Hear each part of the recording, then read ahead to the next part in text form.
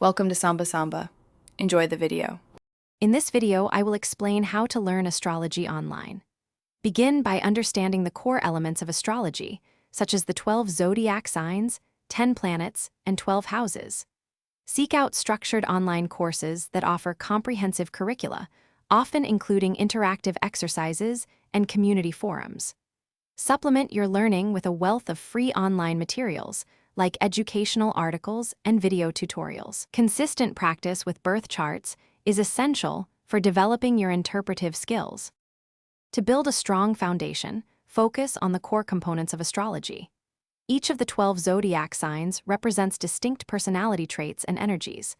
The 10 planets symbolize different functions and drives within us. The 12 houses delineate specific areas of life, from self-identity to career.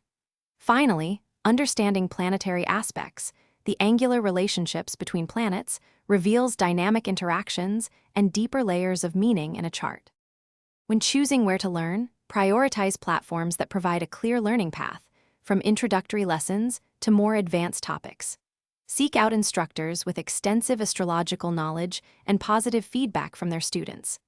Engaging platforms often include interactive quizzes, practice charts, and forums where you can connect with fellow learners.